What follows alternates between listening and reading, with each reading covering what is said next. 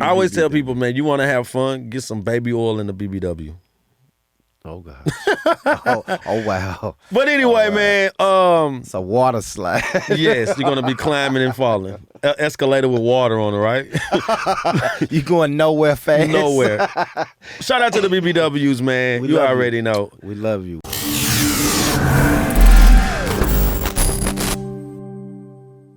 I wanna know, women are sexual, how we can grow. So intellectual, probably you know. So ho, eat this edible, I'm just gonna smoke. And blow on this vegetable, give me that slow. Head trauma medical, wonderful throat. Top of your skeletal, I stay on go.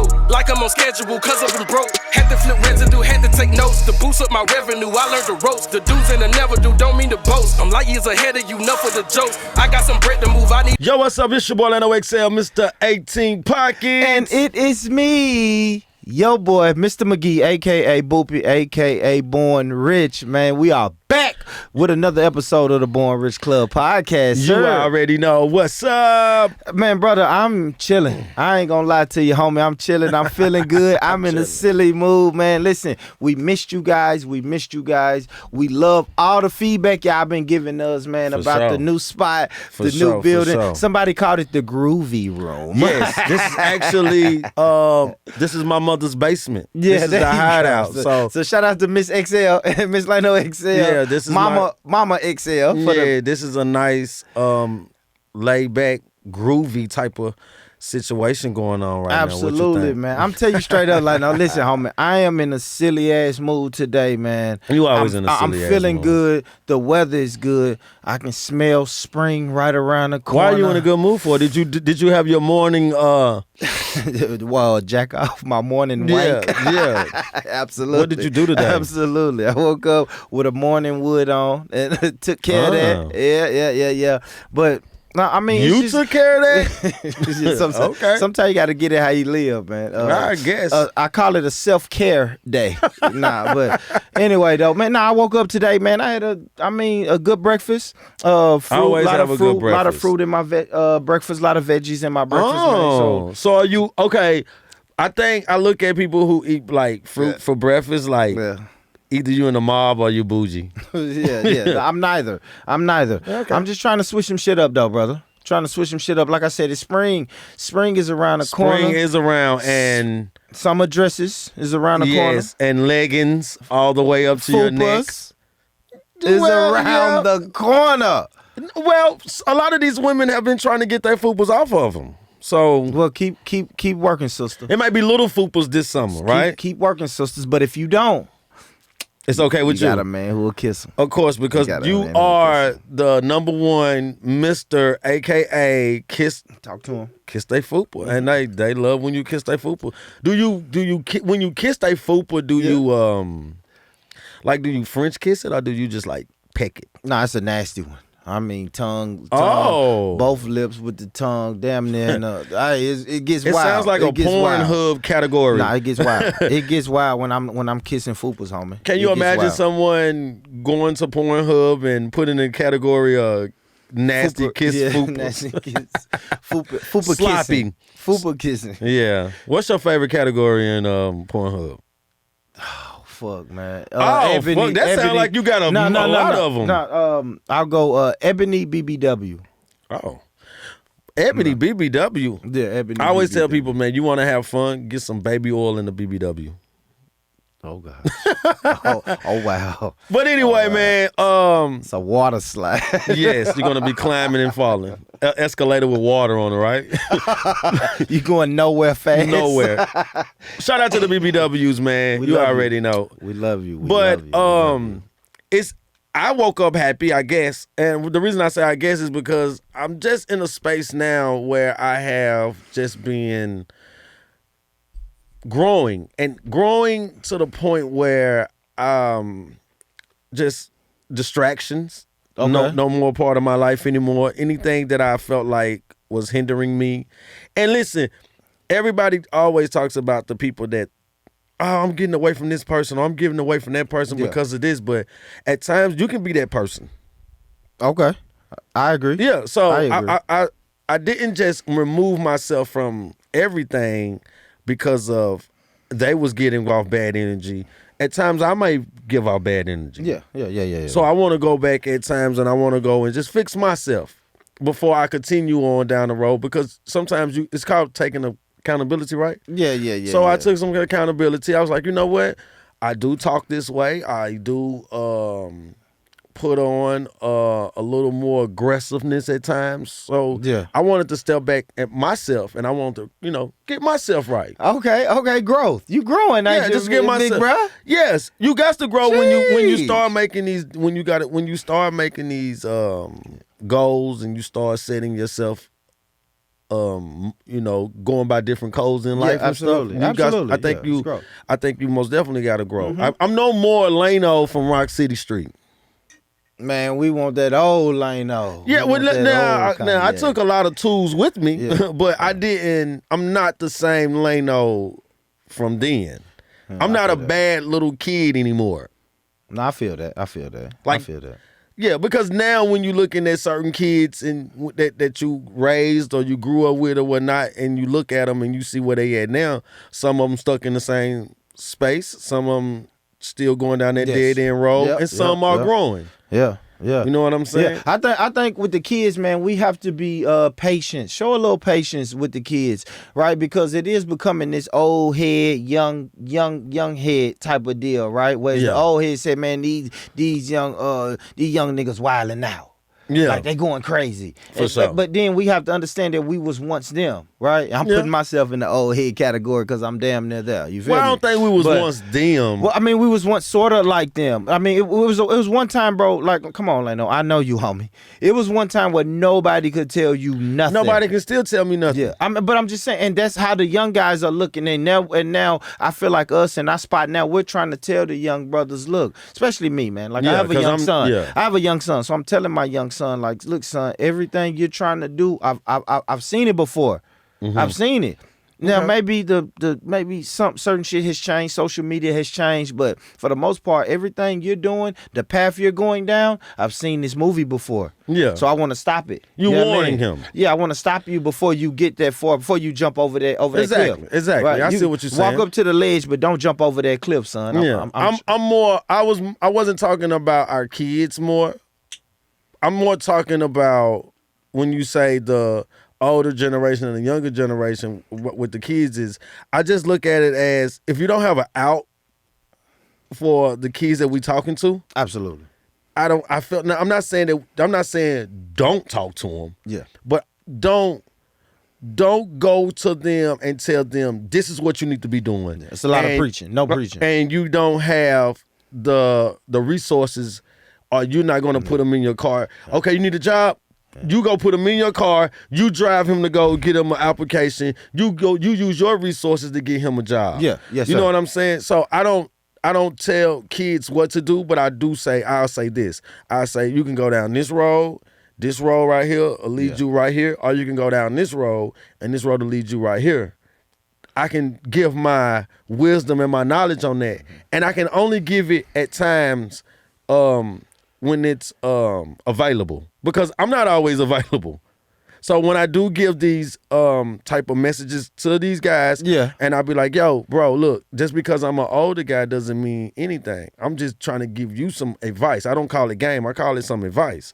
You know what I'm saying? Because when I was coming up, I got advice, and I did listen to the advice. Yeah. I listened to the advice, but I'm still, to this day, when I say nobody can tell me nothing, what I mean by nobody can tell me nothing, I'm speaking on what I'm doing as a career or as my job or something like that. Because let me tell you something, it's going to sound cocky, but nobody can be the best me. You can't tell me anything how to make my life better. I make those decisions. I come up with that. Well, somebody can give you suggestions, though, right? The only person who can give me suggestions, I feel like on something is, and I'm not trying to be cocky or arrogant. I just feel like it's coming off arrogant as fuck, bro. But I'm gonna say this, man. I got myself to where I'm at now. Not that I didn't have family and friends, but I got myself to where I'm at by not listening to anyone who tried to have you got to be careful when you listen to people because every compliment is not a compliment, and everybody that you're thinking that's trying to help you grow, they're not really there. They could be selfish motives. It could be selfish reasons that they doing this. So I got a vision. I don't let nobody tell me nothing. I got a vision. I got a vision how it's gonna go. I got a vision how it's gonna play out. I got that. I can't let you come in, and I can't let you scare me on it ain't gonna work like that. Man, what you talking about, Lano, that don't happen. Cause listen, and go back to the kid situation, the first person in a child's life that destroys their dream is their parents. The mother. Or the father, just whoever's in their life. Okay. It could be an adult. It could be a school teacher. I was writing one time, y'all. Quick story. I was writing. At my time, I'm thinking it's a movie script. I mean, that's what I'm thinking it is. I just got through watching. I got the hookup. Master P at this time was one of my idols because he was making music and he's writing a movie. Yeah. So I'm like, oh my God, I want to do that. That's what I want to do. And I remember I was in the class and I was writing it and the teacher grabbed it. I thought I had my schoolwork done. I was in math class too, y'all. So I was decent in math. So anyway, he grabbed it. And you know what he told me? What did he tell you? He said, man, first he had to look at it. Well, once he looked at it, he said, man, don't be doing this. Who you think you is, Hollywood? And you know, he asked me he said, who you think you is, Wesley Snipes? That's what he said to me. Yeah. And it was another teacher in the classroom. And he made fun of me. In front of the class. Now, he really made fun of me in front of the whole class. He said, man, who he think he is? This and look what he wrote. And then he gave it to that other teacher. Now, they didn't pass it around to the students, but he passed it to the other teacher. And the other teacher was just like, oh, you wrote this? And I said, yeah. And then it was like 3 pages. Because I was just started. And then the other teacher who took it from me, he was like, man, who you think you is, Wesley Snipes? Man, this ain't gonna work, man. Yeah, this don't work. Yeah. That's what he told me. He said stuff like this don't happen for kids like you. You always want to talk. You always want to be bad. Yeah. He said stuff like that. So that's what I'm saying. But at that time, I was already arrogant and cocky. So I didn't let that go. I let that go in one ear and out the other. But these are things that happen. Absolutely. You know what I'm saying? Absolutely. But the other teacher did give me my props at the end of the class. And you know the good thing is, I know that you wasn't a disrespectful kid. I was. You was disrespectful? A little bit. Let me ask you this, and as an adult, right? Because I wouldn't say disrespectful. I was an unruly kid, right? I gotta put myself in that box. I was unruly, right? Mm-hmm. But now as an adult, right, and I've dealt with, and I still continue to deal with unruly, disrespectful kids, right? Mm-hmm. How do you deal with them? And I ask you that, Lino, because when I was forced to deal with a few kids that I deemed to be disrespectful, I realized that I kind of like held a grudge, not just a lifelong. I know it sounds crazy. No, it doesn't. Not a lifelong grudge. Like I love these kids now, but when I was coaching these kids in little league sports, and they would do some disrespectful shit. What was the ages? So I can't remember. I had 9 through 12. Oh no, they know. No, hell no. But it was still disrespectful because they were becoming that age. You know, once you get to that 13 through 16 ages, you know. That's what I'm saying. You right for holding the grudge. Those are grown. Look, where we at now in these days of age, those are grown adults. Yeah, man. Those are the ones who are breaking in your car, stealing your guns. But that's true. But they also are going into a new phase of their life, and they going to the new person that they're developing. Or it can't be disrespectful. I was very disrespectful to my stepfather, who raised me, who bought me Jordans. You should have whooped your ass, boy. Yeah, but I always try to threaten him with my older brother. So because I would try to threaten him with my brother, like I get my brother on you, and you know I make my mama holler at you. You know what I'm saying? So it was that type of stuff. I was very disrespectful, and listen, y'all, I wasn't disrespectful every single day. Don't try to make me like I'm just being honest. You was a prick, man. Yeah, I was an asshole. Yeah. I was an asshole child. And I feel like a lot of parents Y'all can say whatever. Y'all can beat me up. A lot of parents know that their kid is disrespectful, but they'll still take up for their kid in front of the kid. They're making the kid think that it's okay. If someone say, hey, so-and-so was doing this, and he was with him and they was doing this right here, well, the first thing is a lot of parents, and this male or female, I catch myself at times doing it. But sometimes when I catch myself, I gotta make sure that I'm also letting the situation. I'm letting both parties know who's wrong. You see what I'm saying? Like, hey, yo, you wrong too, bro. So a lot of parents don't do that. A lot of parents say, well, what about so-and-so child? Yes. And they'll do that in front of their child, and they'll make their child feel like, because I used to do it sometimes. Look, my teacher can say, I'm finna call your mom. You know what I used to say? What'd you say? Look at my shoulders, everybody. You know why I didn't care? You know why I didn't care? Because he shrugged his shoulders for the audio listeners. Yeah, I shrugged my shoulders. Listen, I didn't care. You know why I didn't care? Because the other phone number that we had the phone silencer off. We had the ring off. So when you call this number, the ring goes off. So nobody's gonna hear it ring. And my mom don't even answer that phone. So I used to be like, I don't care. But kids can't be disrespectful. We got to stop our kids from being disrespectful. We got to put them in a place, because you see how bad kids is now. Kids are 16 years old running around with assault rifles. So you got to, And I like that, because it's easy to just say, fuck them kids.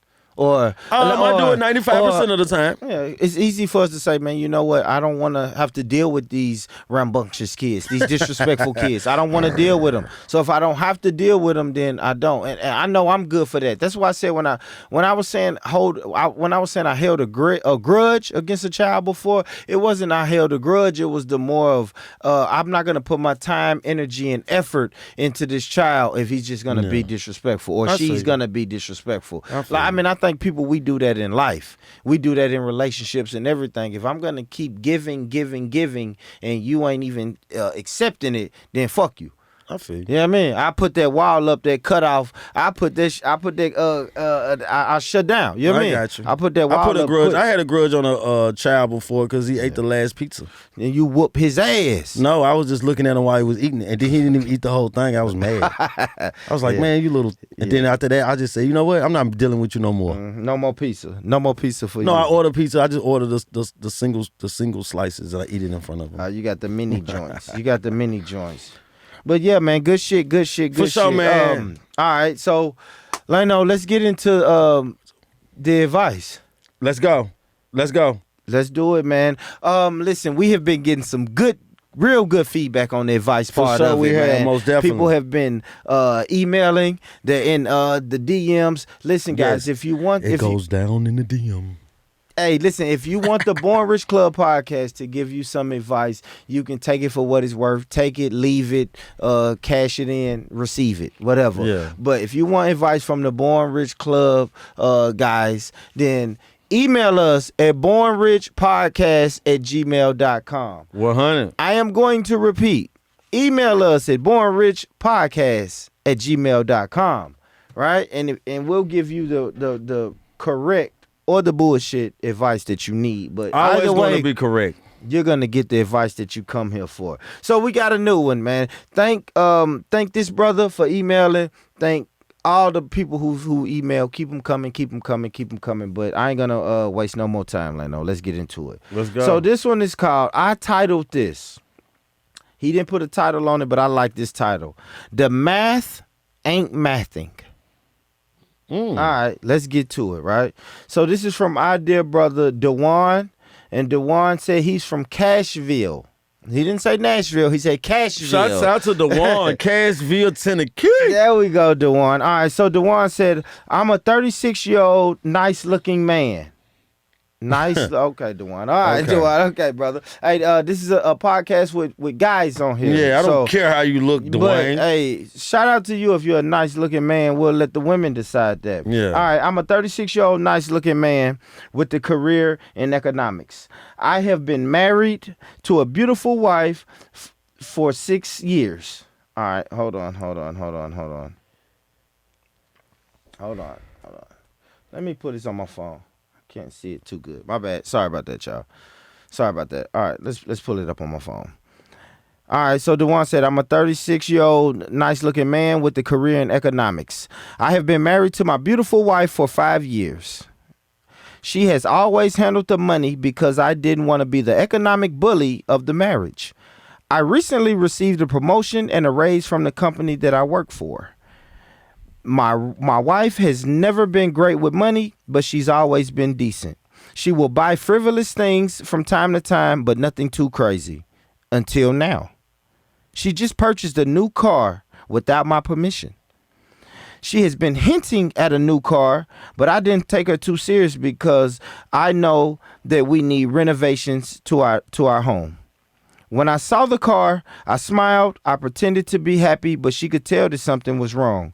When I asked her if something, I'm sorry, guys. When she asked me if something was wrong after the new car, I told her, no, everything is all good.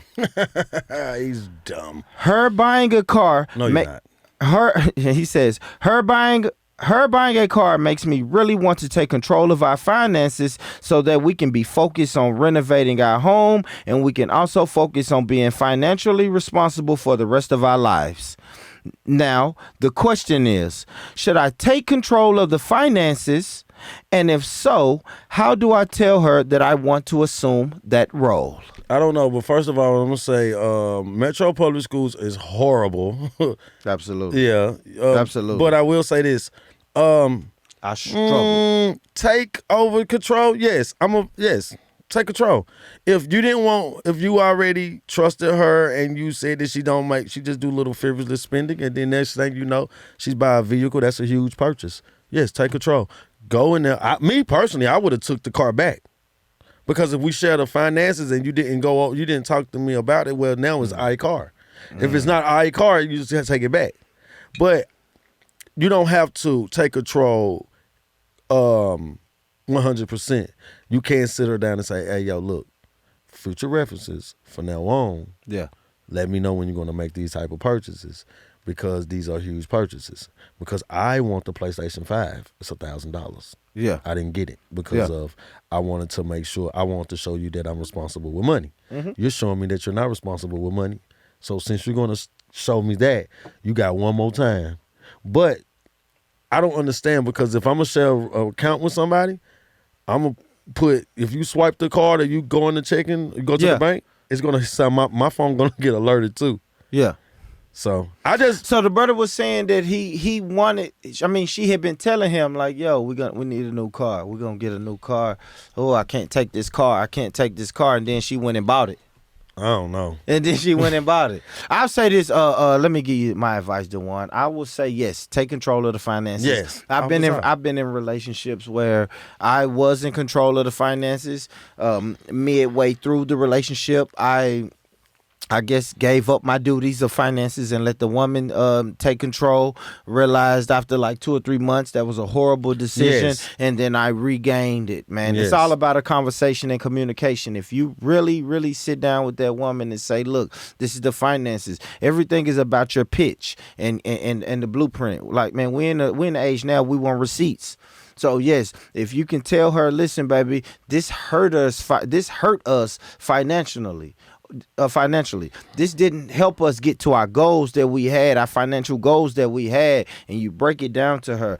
Crunch numbers. I'm a math guy, man. Shout out to my Martin Luther King and Meg's alumni people, man. But I am a math guy. I'm a math guy. Not me, y'all. I'm Wise Creek. So, like I'm saying, man, listen, crunch those numbers. You can't argue with math. Sit her down and say, look, this is what came into the account. This is what went out the account. This amount that went out the account was supposed to go to renovations, but instead this amount went to a car. So listen, man. Listen, homie. Take control of your finances. Most definitely. At the simplest form, have the conversation with your boo. Y'all let us know what y'all think DeJuan should do. Get at us, man. Born Rich Club. Hold on. Oh, my gosh. Not Born Rich Club. Born Rich Podcast at gmail.com. That's where you do your that's where you send your emails and we'll give you advice, man. For sure, man. And I always know this man right here.